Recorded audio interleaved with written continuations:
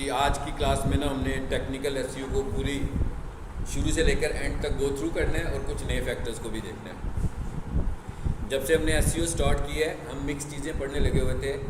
On site SEO को पढ़ते थे और टेक्निकल एसईओ को, यानी जो फैक्टर्स पढ़ रहे थे हम साथ साथ डिस्कस करते थे कि इनमें से कौन सा फैक्टर ऑन साइट है और कौन सा फैक्टर टेक्निकल है। आज के लेसन में आप सब समझ लो कि हम एक चेकलिस्ट की तरह इन सारे फैक्टर्स को देखने वाले हैं। ठीक है, कौन से फैक्टर्स को? सिर्फ टेक्निकल एसईओ के फैक्टर्स को, कि एक वेबसाइट के लिए कौन कौन से टेक्निकल एसईओ के फैक्टर्स होते हैं। ठीक है, सबसे पहली चीज़ क्या होती है कि हम ये देखते हैं कि क्या हमारी वेबसाइट डिस्कवरेबल भी है कि नहीं है। नंबर 1, यानी आपकी वेबसाइट अगर डिस्कवर हो रही है, कौन डिस्कवर कर रहा है? उसे गूगल डिस्कवर कर रहा है। अगर वो डिस्कवर हो रही है तो फिर अगले फेज़ में जाते हैं हम। और अगला फेज़ कौन सा होता है? क्राउलिंग का, यानी पहले गूगल ने उसको डिस्कवर करना है और डिस्कवर करने के लिए आपको याद होगा कि हम सबसे पहले क्या करते थे, गूगल में साइट मैप सबमिट करते थे, जो कि टेक्निकल एसईओ का फैक्टर है। सो हमने अगर तो साइट मैप सबमिट किया हुआ है तो गूगल हमारी वेबसाइट को डिस्कवर कर रहा है और उसके बाद हमारी वेबसाइट क्राउल हो रही है। क्राउल के लिए हमने बहुत सारे स्टैंडर्ड्स पढ़े थे, जिसमें एक मेजर स्टैंडर्ड क्या था कि हमारी वेबसाइट पे कोई डुप्लीकेट कंटेंट ना हो। अगर आपकी वेबसाइट पे कोई डुप्लीकेट कंटेंट नहीं है तो इसका मतलब क्या हुआ कि आपकी वेबसाइट क्राउलेबल है। और भी बहुत सारी चीज़ें हमने साथ साथ डिस्कस की थी। तीसरे नंबर पर, क्या आपकी वेबसाइट इंडेक्सेबल भी है कि नहीं है, यानी क्राउल तो हो रही है लेकिन क्या वो इंडेक्सिंग सर्वर में भी जा रही है कि नहीं जा रही है। क्योंकि अगर आपकी वेबसाइट इंडेक्सिंग सर्वर में जा रही होगी तो ही इंडेक्सिंग हो रही होगी उसकी। जब उसकी इंडेक्सिंग हो रही होगी तरतीब में, तभी वो आ रही है ना। जो इंडेक्सिंग सर्वर में गूगल कैसे स्टोर करता है, जिसने गूगल के ज़्यादा फैक्टर अप्लाई किए होते हैं उनकी वेबसाइट इंडेक्सिंग में टॉप पे आती है और जिन्होंने कम किए होते हैं उनकी इंडेक्सिंग में नीचे आती है। तो जब यूज़र कोई क्यूरी करता है तो एक्चुअली वो क्यूरी ट्रिगर कहाँ पे जाके होती है? इंडेक्सिंग सर्वर के ऊपर जाकर ट्रिगर होती है और वहाँ से उसको आंसर मिलना होता है। अब अगर आपकी वेबसाइट सारे स्टैंडर्ड्स या ज़्यादा स्टैंडर्ड्स पूरी कर रहे हैं तो इसका मतलब क्या हुआ? वो टॉप पे आ जाएगी। तो ये है इसका पहला फेज़। पहला फेज़ क्या होता है? डिस्कवर होती है, फिर क्या होती है? क्राउलेबल होती है, फिर क्या होता है? इंडेक्सेबल होती है। जब वो इंडेक्सेबल हो जाए तो फिर लिस्ट में सर्च रिजल्ट्स में हमें नज़र आना शुरू होती है। ये सारी बातें हम टेक्निकल एसईओ के हवाले से कर रहे हैं। ठीक है, उसके बाद ये आगे क्राउलेबिलिटी एंड इंडेक्सेबिलिटी, यानी ये पहला फेज़ क्या है? क्राउलेबिलिटी। लेकिन क्राउलेबिलिटी से जो पहला फेज़ था मैंने वो भी आपको डिस्कस किया कि सबसे पहले डिस्कवर करना है गूगल ने आपकी वेबसाइट को। अच्छा, उसके बाद गूगल और क्या चीज़ देख रहा है?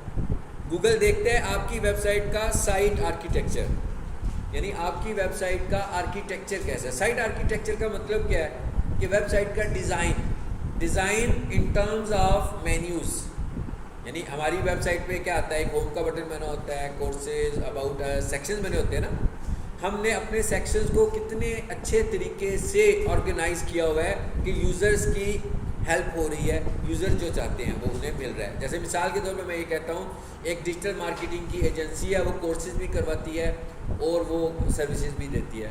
तो उनके मेन्यू में 2 टैब्स बने हुए हैं, एक सर्विसेज के नाम से, एक कोर्सेज के नाम से, अलग-अलग। तो जो कोर्सेज हैं वो कोर्सेज में मिलने लगे हुए हैं और जो सर्विसेज हैं वो सर्विसेज में मिल रही है। और अगर हम यूँ कहें कि उन्होंने 2 टैब नहीं बनाए बल्कि एक ही टैब है, उसी के अंदर कोर्सेज की लिस्ट भी आ रही है और उसी के अंदर सर्विसेज की लिस्ट भी आ रही है, तो इसका मतलब क्या हुआ कि हमारी वेबसाइट का साइट आर्किटेक्चर ठीक नहीं बना हुआ।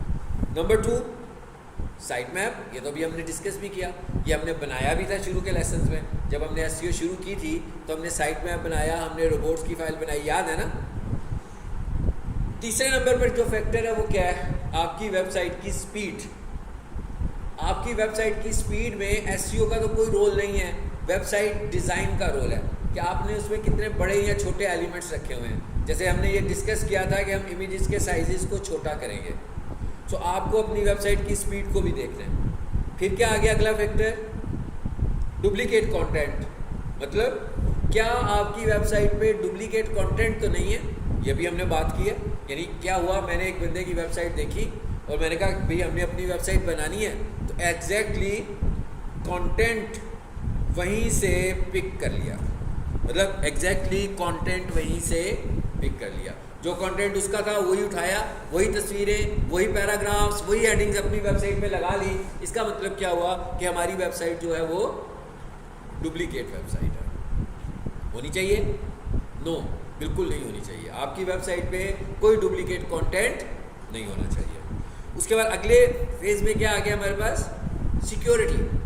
सिक्योरिटी का क्या मतलब है कि क्या आपकी वेबसाइट SSL प्रोटेक्टेड है, जो कि हमने अभी रिसेंट लेक्चर्स में बात की थी कि भाई आपने SSL परचेज करनी है। जब हम होस्टिंग कंपनी से SSL परचेज करते हैं तो हमारी वेबसाइट पर SSL अप्लाई हो जाती है। तो जब हमारी वेबसाइट पर SSL अप्लाई हो गई तो इसका मतलब क्या हुआ कि अब हमारी SSL वेबसाइट सिक्योरिटी वाइज ठीक है। शुरू में SSL इतना हॉट टारगेट नहीं था SEO का, लेकिन अब SEO जब हम चेक करेंगे तो गूगल ये देखता है कि क्या आपकी वेबसाइट प्रोटेक्टेड भी है कि नहीं है, क्योंकि आपकी वेबसाइट को यूज़र्स ने खोलना है। फॉर एग्जांपल आपकी वेबसाइट नॉन सिक्योर है और कोई यूज़र उसे खोलता है तो उसकी वजह से उसकी डिवाइस भी नॉन सिक्योर हो जाती है, तो ये अच्छी बात नहीं है।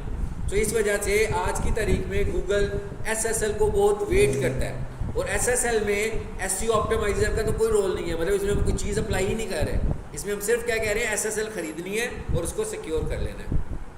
कुछ याद है आप लोगों को SSL क्या थी? SSL आप लोग तो आती कभी कभी हैं, इसीलिए क्लास में आकर फिर पहले तो बातें करते हैं। कुछ याद है SSL किसी को?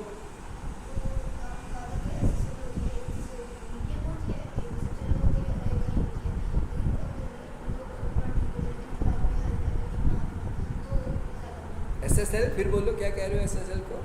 फिर बोलो, मेरे क्या होती है SSL?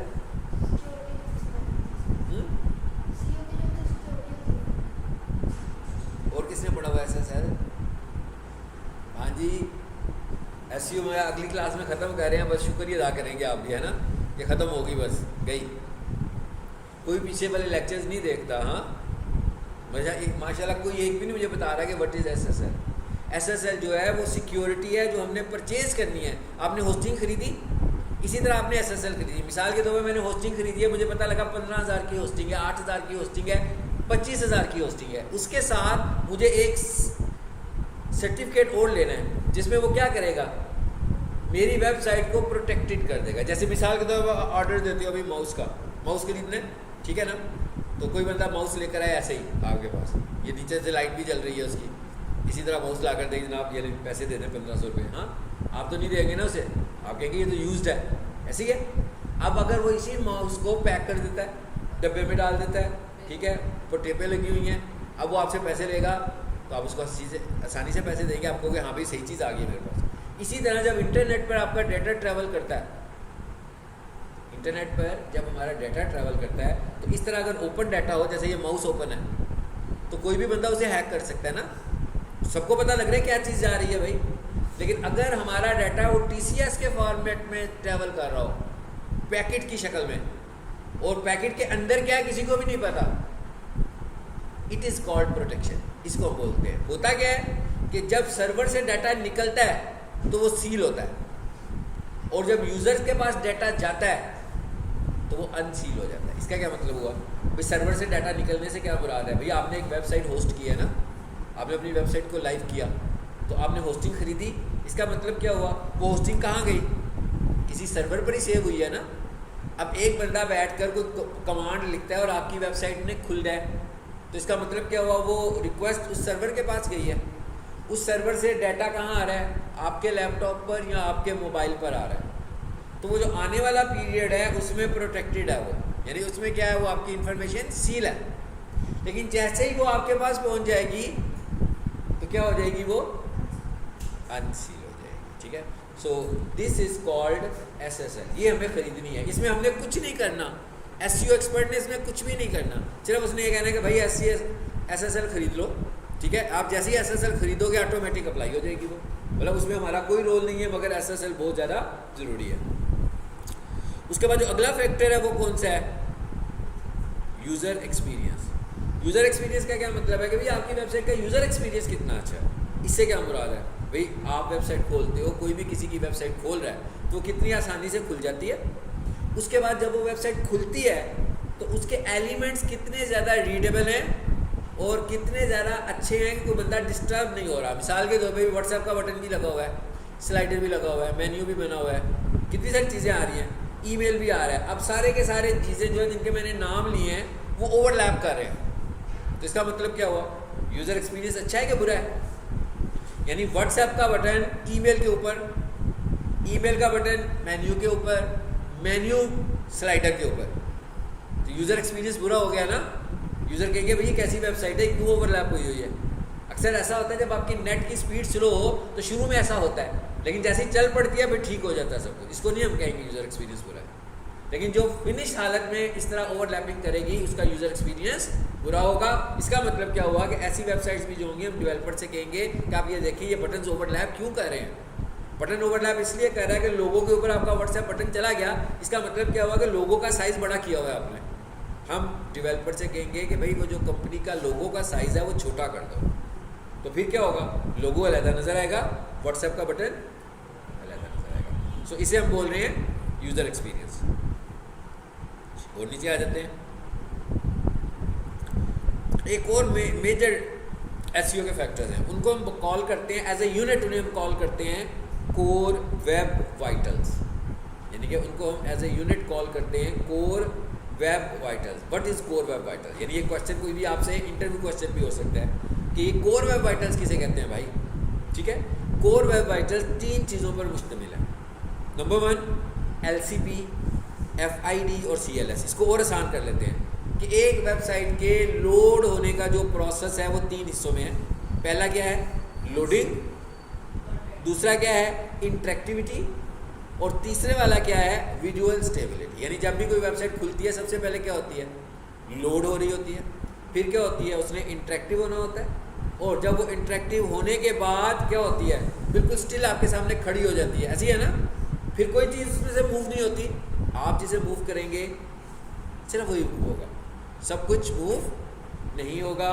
जिसे आप मूव करेंगे वही मूव होगा, सब कुछ मूव नहीं होगा। ठीक है, सो हमारे पास क्या आ गया जी, लोडिंग, इंटरेक्टिविटी और विजुअल स्टेबिलिटी। लोडिंग वाला जो पार्ट है उसमें क्या होता है, उसे हम बोलते हैं, लोडिंग वाला जो पार्ट है उसे हम कह रहे हैं लार्जेस्ट कंटेंटफुल पेज। ये समझना आपने पॉइंट क्या है। कहता है भाई आपका जो LCP है उसका जो टाइम है, LCP का मतलब क्या हुआ, लार्जेस्ट कंटेंटफुल पेंट। ठीक है, लार्जेस्ट कंटेंटफुल पेंट से मुराद क्या है, हमने एक वेबसाइट खोली, मोबाइल पे देखते हैं, पहली चीज़ याद रखनी है कि गूगल आपकी वेबसाइट को देखने के लिए कि आपकी वेबसाइट की स्पीड अच्छी है कि बुरी है, उसकी SEO अच्छी है कि बुरी है, वो डेस्कटॉप पे नहीं देखता, वो लैपटॉप पे नहीं देखता, वो किस पे देखता है, मोबाइल पे। इसलिए हम मोबाइल की बात कर रहे हैं। हमने कहा भाई वेबसाइट खुल रही है, तो जैसे ही वेबसाइट खुलती है तो इतने हिस्से भी नज़र आएगी ना, बेशक उसके 10 स्क्रीन हो, बेशक उसकी 50 स्क्रीन हो, लेकिन आपको तो इतना हिस्सा नज़र आने वाला है, इससे जाने वाला हिस्सा आपको नज़र बिल्कुल नहीं आएगा। इसको अब हम क्या कह रहे हैं, पिछली क्लास मैंने जहाँ पर एंड की थी आपको याद होगा, उसमें मैंने आपको सिर्फ एक टेक्निकल SEO वाली एक स्लाइड खोल के दिखाई थी, और उसमें मैं क्या बोला था, अबव द फोल्ड कंटेंट। माशाल्लाह आज वो लोग आए हुए हैं जो पहले नहीं थे जी। ये आगे सामने आ गया मोबाइल, मैंने ये मोबाइल बना दिया तो मेरे हाथ में पकड़ा हुआ, उसी तरह की मैंने मोबाइल की तस्वीर दिखाई है आपको। हाँ, अब मैं क्या कह रहा हूँ, उधर लिखा गया हुआ आ रहा है जी अबव द फोल्ड कंटेंट। हाँ, यहाँ पर जो नज़र आ रहा है सिर्फ यहाँ से लेकर यहाँ तक, बस इसके नीचे जो वेबसाइट का हिस्सा है उसकी बात नहीं कर रहे। देखें जरा, है ना, नीचे भी इसकी बात नहीं हो रही है, बात किसकी हो रही है, सिर्फ इस स्क्रीन की बात हो रही है। इस स्क्रीन को हम क्या बोल रहे हैं, अबव द फोल्ड कंटेंट।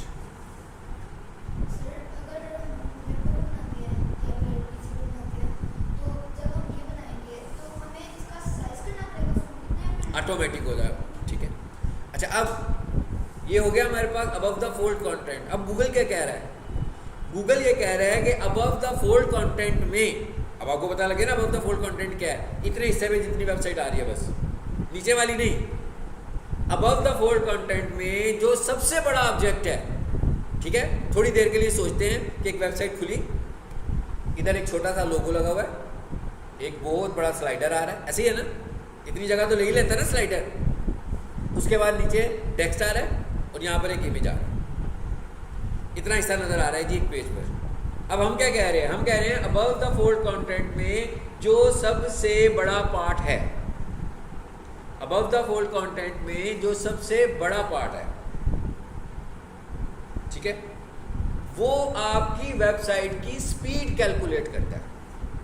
यानी एक चीज़ क्या पता लगी कि वेबसाइट की स्पीड ऐसे कैलकुलेट नहीं हो रही कि पूरी की पूरी वेबसाइट कितनी बड़ी है। वो क्या कहते हैं, कहते हैं अबव द फोल्ड कंटेंट में जो सबसे बड़ा पार्ट है, ठीक है। अच्छा, अब मैं मोबाइल की बजाय ना आपको यहाँ पर एक वेबसाइट खोल के दिखाता हूँ। कोई सी भी वेबसाइट खोल लेते हैं, इसी को खोल लेते हैं जो भी आ गई है। ये तो अमेज़ॉन है, अमेज़ॉन को नहीं, इसको खोलते हैं, इसे खोलते हैं।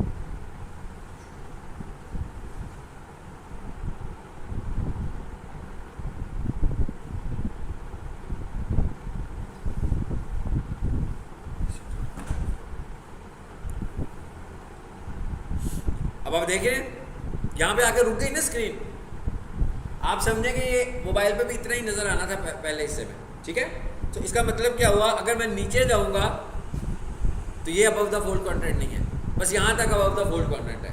अब गूगल क्या कह रहा है, गूगल कह रहा है कि इस पार्ट में, चलिए अब एक और वेबसाइट खोल देते हैं, प्रोफेशनल किचन वाली भी खोलते हैं साथ।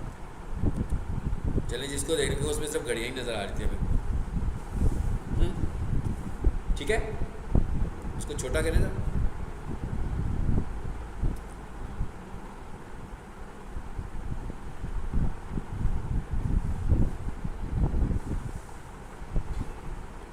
आ गया ना कुछ चीज़ा नज़र आपको। अच्छा, एक काम करें ज़रा F12 की प्रेस करते हैं।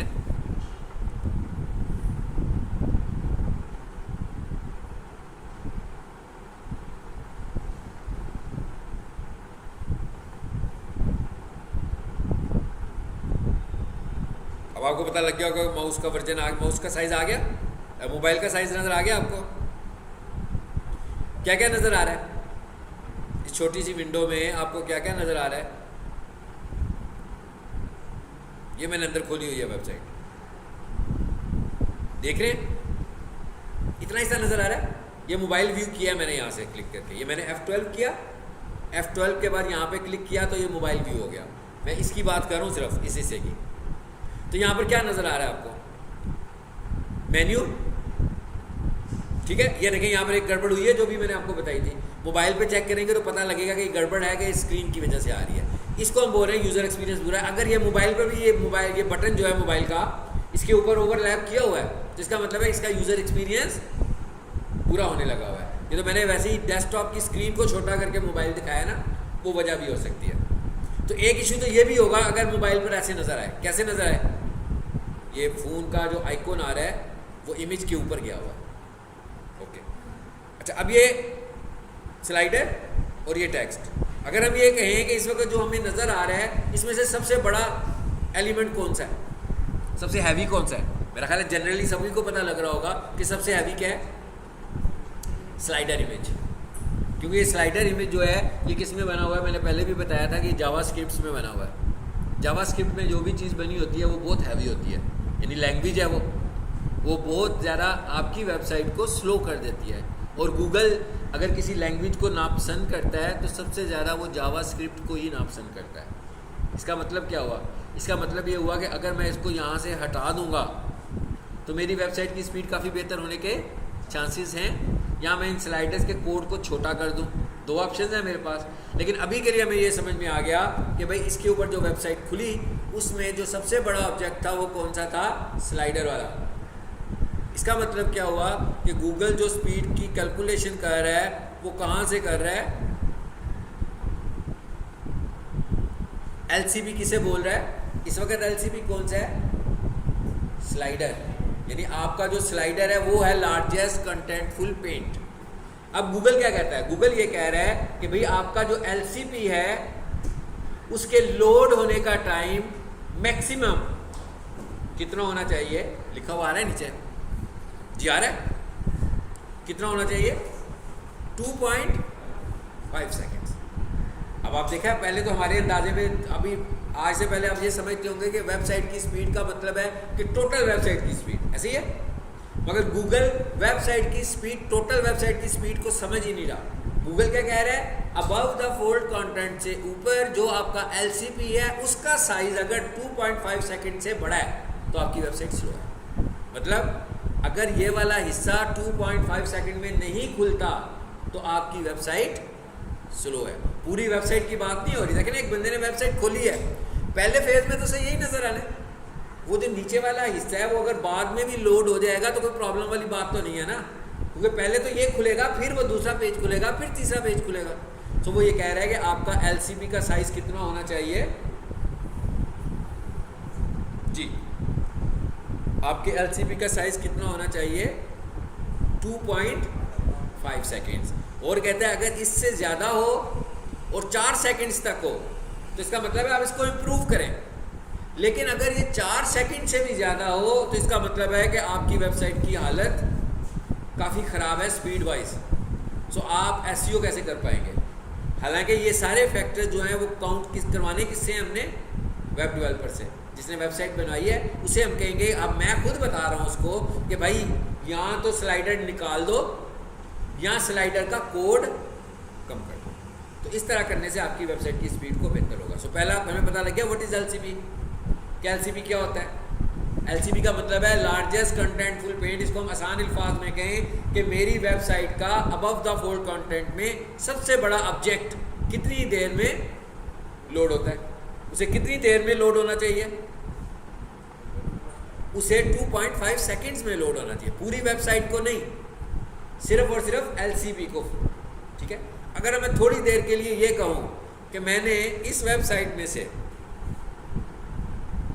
जी, मुझे पता लगा कि ये वाला जो टाइम था ना 2.5 सेकंड नहीं था, ये आ रहा था 3.9 सेकंड्स, तो वेबसाइट स्लो थी ना। सो मैंने डेवलपर से कहा कि भाई एक काम करो, इस स्लाइडर को हटा दो। उसने स्लाइडर को हटा दिया। उसने कहा भाई ये वाली जो जगह है यहाँ पर क्या लगाऊँ? मैंने उसे कहा कि आप इस तरह करें कि इस जगह पर एक सिंगल इमेज लगा दें और इस स्लाइडर का जो मैसेज 2 या 3 स्लाइड्स की शक्ल में आ रहा है उसको एक इमेज की शक्ल में ले आओ। अब क्या हुआ, जैसे ही हमने ये सारा टास्क किया तो वो 2.5 सेकंड नहीं बल्कि वो 2.1 सेकंड पे आ गया एकदम। लेकिन मेरे क्लाइंट ने ये कहा कि भाई वो जो स्लाइडर था ना वो तो मेरी वेबसाइट की खूबसूरती थी, उसे तो मेरी वेबसाइट अच्छी लगती है, ठीक है, उससे मेरा मैसेज भी जाता है, तो आप मेरे स्लाइडर को ख़त्म ना करें। तो फिर हमने उसको सजेस्ट किया कि आप अपना slider above the fold content से नीचे ले जाएं। समझ में आई बात?